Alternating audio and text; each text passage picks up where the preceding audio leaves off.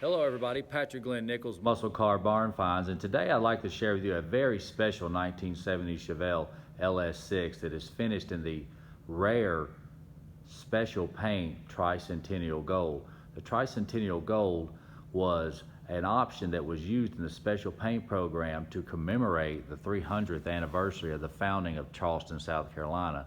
And some of the unique features of that Tri Centennial Gold was the wheels were painted body color, the Tri Centennial Gold, along with palmetto tree emblems on the side of the fenders, which I will discuss and show you shortly. But those of you who are familiar with this 1970 Chevelle are aware that an original Super Sport wheel will be argent silver spokes with dark gray inserts on the wheels themselves. But this total wheel was painted in the Tri Centennial Gold. This is the only known example existing today of the 1970 Chevelle SS454 LS6 in the Tri Centennial Gold.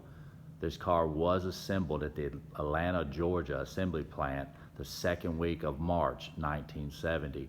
And we will go around the car today and discuss a lot of the features. I know in a lot of my videos, my barn find videos, I try to discuss little processes of Chevrolet and finishes, assembly line procedures from certain assembly plants, and so on and so forth.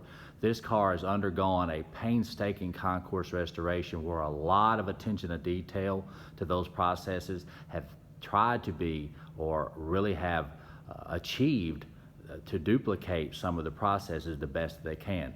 We all know we can't go out and buy original interior. We can't go out and buy original paint. Those are the things that we just cannot buy. So we have to do the best that we can. So I like for all my viewers to understand that in this hobby, when we talk about certain things, we're not being disrespectful, and I'm not being disrespectful about a car. That's what we do. We critique and talk and discuss certain features about certain things and what could be changed or what could be a little more correct, so forth and so on. So it's definitely not being disrespectful, it's being educational, and we like to discuss and debate certain things. So we'll go around the car and I'll give my opinion on certain things, which is not always exactly 100% correct. Of course, there's other guys that have their own opinion, and I learn every day just like everybody else. So let's go around this very special LS6 and discuss some features, and let me show you some things where they have tried to duplicate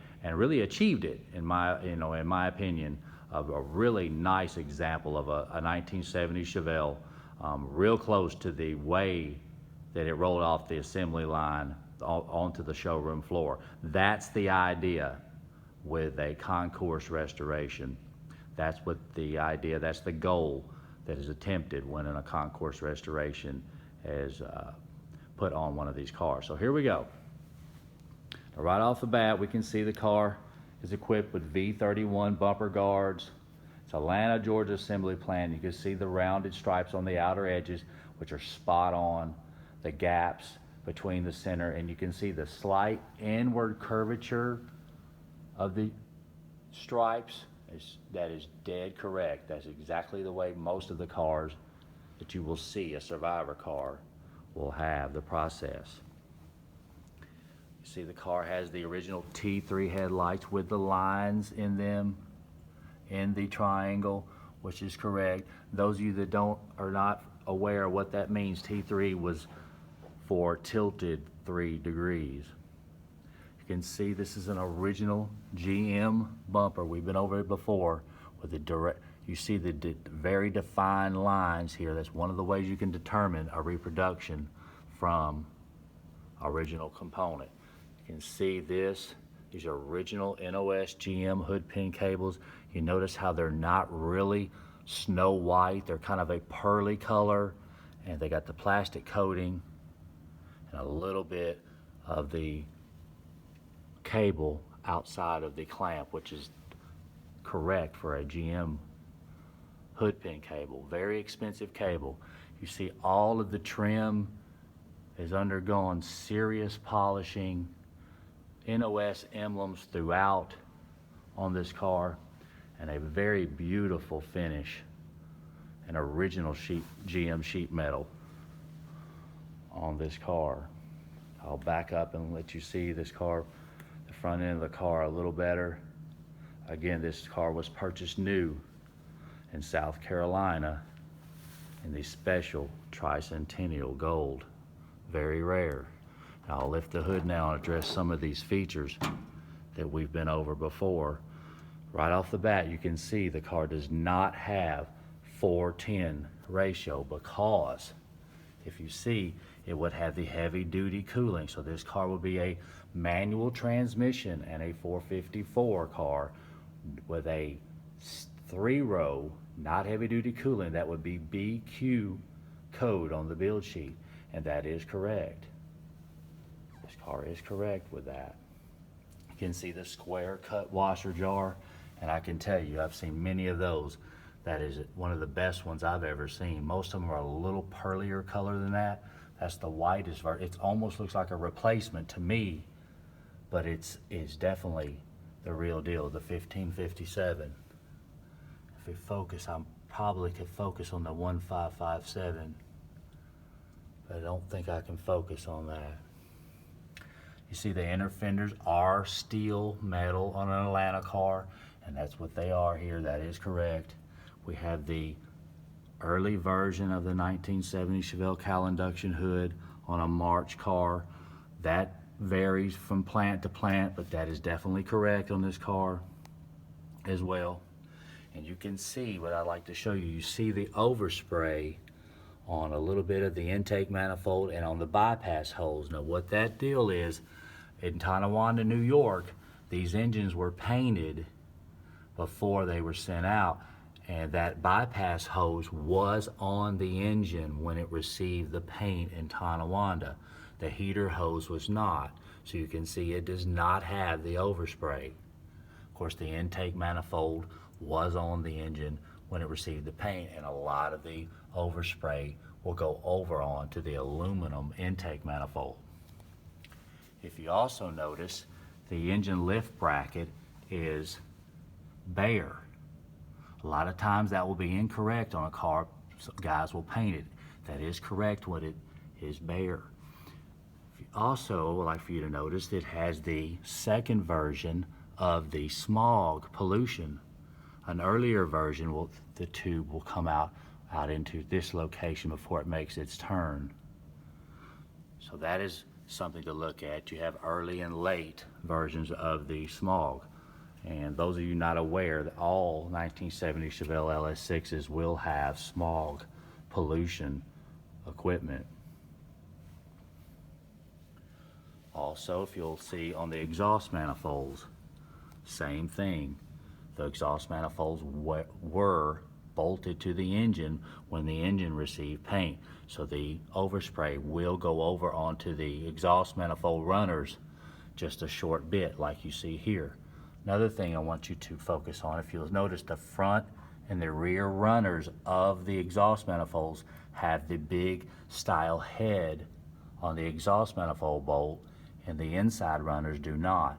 That is correct. That is the procedure that was used at Chevrolet. One thing I see here, I am not sure if it's a replacement or not, but an original washer will have two little like raised knobs on the white part of the washer, and I don't feel them on that one, so I'm not sure. I believe that washer is a replacement from the original GM unit. But you can see that the bolts are all correctly plated, whether there's silver zinc or they're the gray phosphate in the correct places. The head markings on the bolts are correct. If you look on the fender bolts, you see the ship anchor on both of those and the correct plating on the fender bolts. That is not something you can buy out of a catalog. That is original equipment.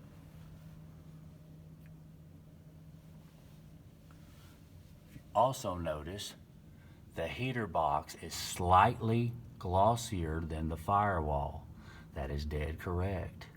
That was gloss. It was not painted with the firewall. It was separate. So there's usually a difference in the heater box as compared to the firewall. It's an original GM unit of the Cowl induction air cleaner, and one of the ways you can tell is on the snorkel itself. Right in here, it will be flared much more on original unit than on a reproduction. Really nice concourse restoration. 837 alternator with the correct CZ stamp, special high performance, and the fan and the pulley is correctly plated in the silver zinc. That was never gold cad. A lot of times you'll see that in gold cad.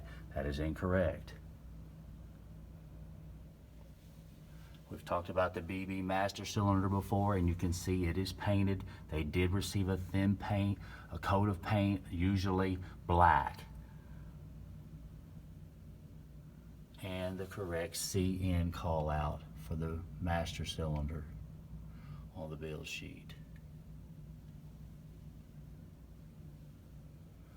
One other thing I'd like to show you, this does have the correct, we've been over this before, 1970 Chevelle specific. For the 1969s were different. Valve covers, but you notice they are re-chromed. Now they were never quite that shiny, but that's a dilemma guys run into when you restore a car to this degree. You run into the dilemma because you're torn. Most guys are torn. Do you restore a car this well and then put a set of valve covers on the car that are original finish and they stick out like a sore thumb? So it's really tough to restore a car to concourse. You just can't restore a car to a survivor. It's tough.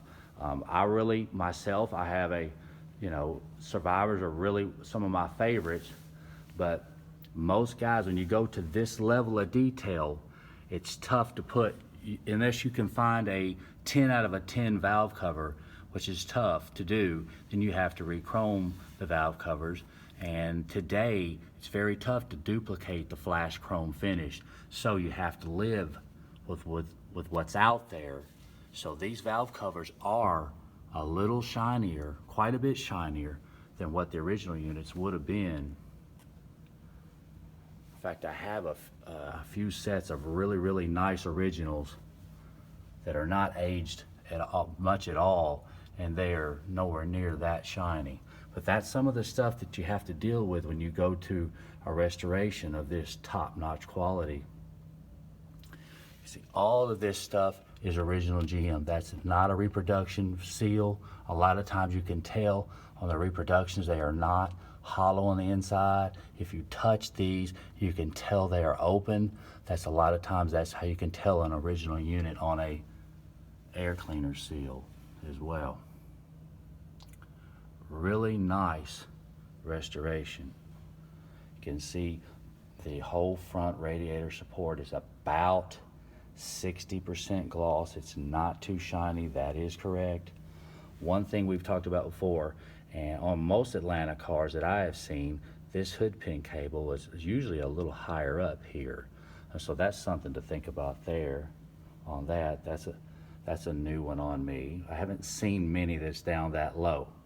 So I'm not going to say all, but most that I've seen are a little higher on an Atlanta car, on a super survivor or a survivor car that I know that it hasn't been changed.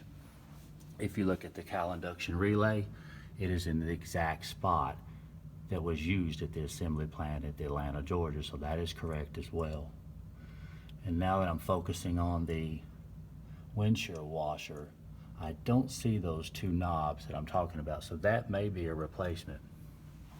If you look at the Cowl induction actuator, it is finished in black. That is correct. A lot of times you'll see some of those that'll be natural, but most of the time the original units that I have seen, most of the time they are black. But don't rule out that some of them may have been left bare. Most of the Atlanta survivors that I have seen, they were black. Really nice car here. We've got no power steering, so this manual steering box will be dated to the car. Most of the stuff here that is dated, of course, for this car will be dated correct. So a lot of attention to detail here. We got an 811 water pump, And then the correct, this is not the dated version, this is the non-dated version of the 064 fan, which is correct as well. Two versions of the fan. Now, let's go over the cowl tag like we always do. Okay, we got 713637, a two-door hardtop. We got A for the Atlanta, Georgia assembly plant, and I can believe I can make out the, well, the next number is the body number. I can't quite make it out. It's very faint. We got 756 interior for black bucket seat, B80, B90.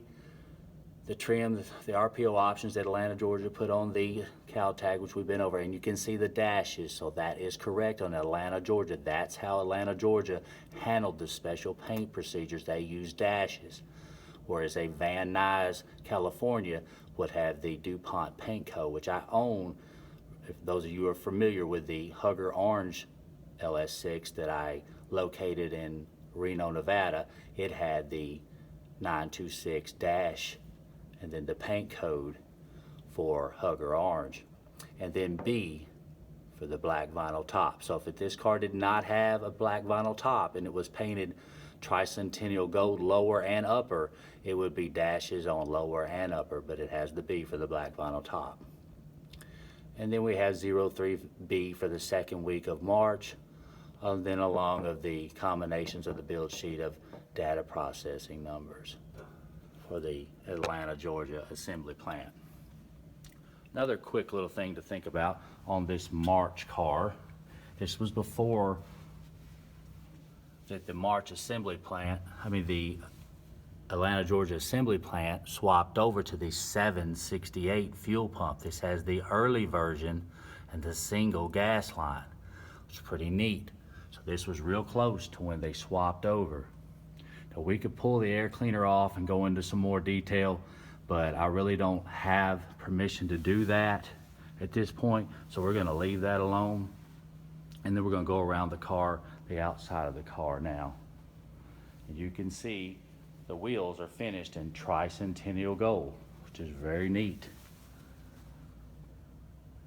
And you can see the deep center caps, they recessed, where the SS's are recessed about a 1/4 inch or more deep. That is an original unit. At this point, I think the individual has some replacement lug nuts, but that's just for the time being. I'm sure those lug nuts are nearly impossible to find.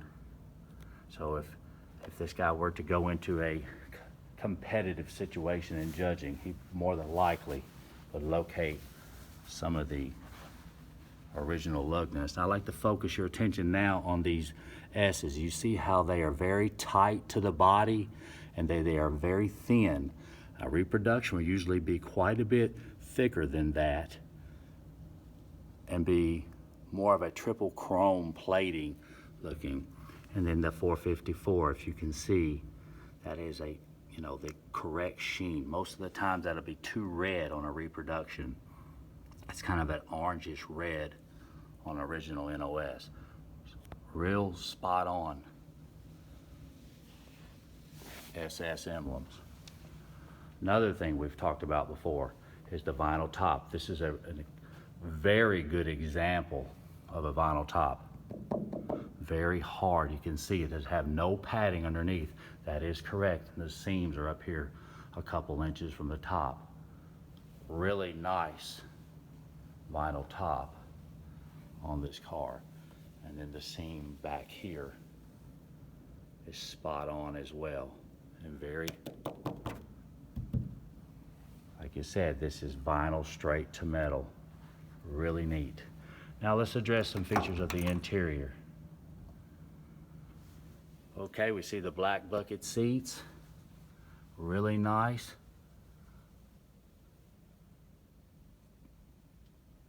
Nice dash. Restoration. Maybe a little shiny on the chrome, but that's really, really nice. Now I'd like for you to focus your attention now. You see the difference in the steering column as to the steering wheel. That is correct. A lot of times that is not supposed to match. The plastic on the steering wheel should be quite a bit glossier than the steering column itself.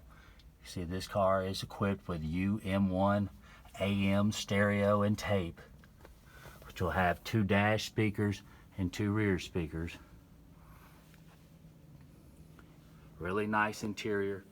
This is not an original interior, but it's a really top-notch restoration. You see the Malibus in the door panels, which will be correct for a 454 car from Atlanta for sure, with no B22 option on the build sheets. So we got U14 tacking gauges and UM1 and 4-speed and console, D55 console. Focus our attention now to the rear of the car. You can see the bumper bolts, which are about a 1 inch across and flat. Those are spot on correct. We've got the second version of the tail lights, which is correct. We got the S's in the bumper pad is recessed slightly. It's really tight to the bumper, which is correct. A lot of times you'll see those, they are attached incorrectly. My guess is this is possibly an NOS unit, or the bumper pad was placed on there. An excellent job was done with that. Now I'd like for you to focus your attention on the posi traction decal. You notice that it is not a sticker and it is square, and you can see here how it's left loose. Look, that is the correct procedure. This was not stuck down totally. Just a little bit of glue was put on the car, on the decal itself. It was paper and was stuck up there. A lot of times it's very loose like that. That is correct. And the spatter paint in the trunk, a lot of time is went into trying to duplicate that as well. A lot of assembly plants had a little bit of a different procedure there. This attempt was made to duplicate the Atlanta, Georgia procedure. If you notice around the rear bumper bolts where they have the seal, well, a lot of times it looks like a washer that is really just a seal that is made, that's put behind the washer of the bolt. That is correct. See, it's on both sides. That's the procedure that was used from the factory, and this individual in this restoration used the same process. Really neat. Tri Centennial Gold, the only known LS6 and Tri Centennial Gold known to exist. Very nice car here. A lot of attention to detail has went into this car.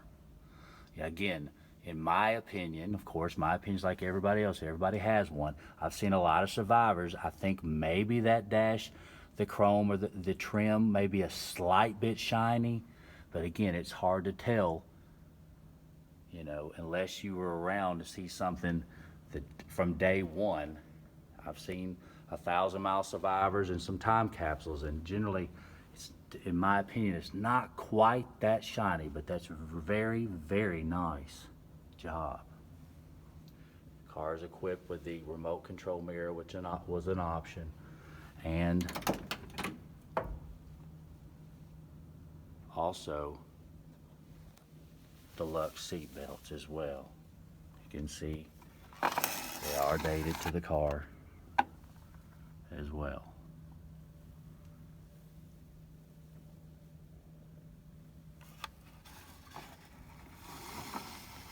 Another thing we've talked about are the door sill plates. These are not replacements. You see how nice the finish is on the door sill plates, and they have the correct rivets. The replacements will not.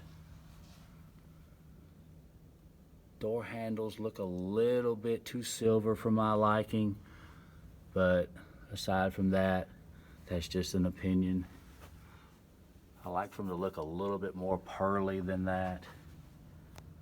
But again, like we said before, you can't go out and buy everything original. There's just no such thing.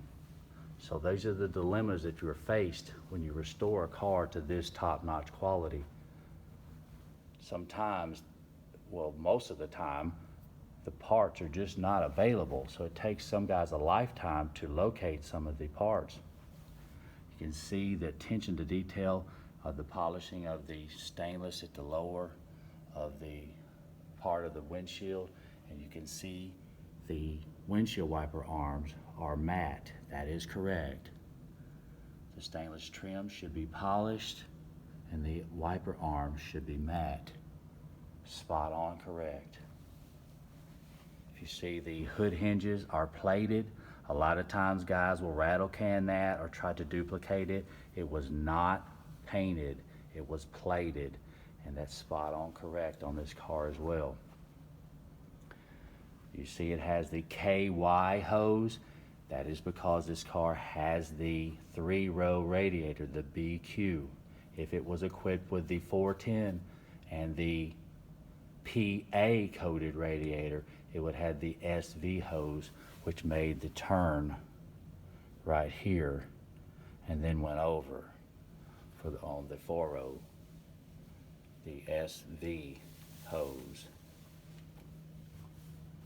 That is a correct radiator cap AC. That is not a replacement. A lot of times the writing on the replacements will look quite a bit different than that. That definitely appears to be an original unit to me. If you focus on the dipstick tube, you see it's round. Like I said before, a lot of guys go for the flat tip yellow. I've seen a lot of low mile cars with the round yellows, and this car has it too. So like I said before, don't shun the round tip yellow too much, because I've seen a lot of cars, low mile cars, that I pretty well can tell you have not been changed with the round. A lot of times you'll see guys that put the cowl grills in those openings there in the cowl. That is incorrect. You see how this car does not have those? That is correct. That is the right process. You see on the cowl induction solenoid, if I can focus quite, but you see it is not round. That is correct. That is the original. The replacements will normally be round, and that is not assembly line. A lot of attention to detail here. You see the part numbers on the small hoses as well. You see the bypass hose has a side clamp where the rest have tower clamps. That is also, a lot of times you will see that incorrect.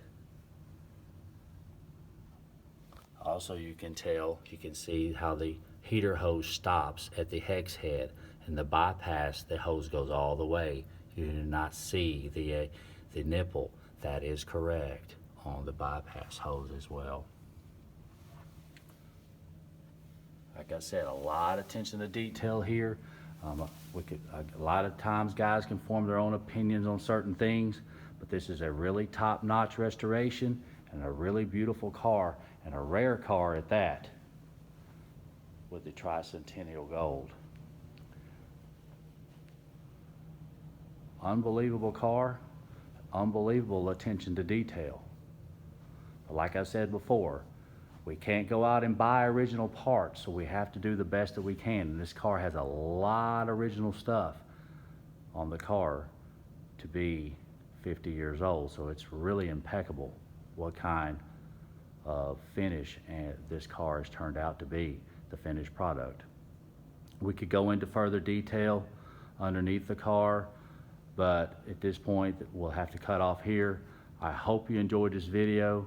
I'm Patrick Glenn Nichols, Muscle Car Barn Finds. Please like, share, comment, and subscribe to my page.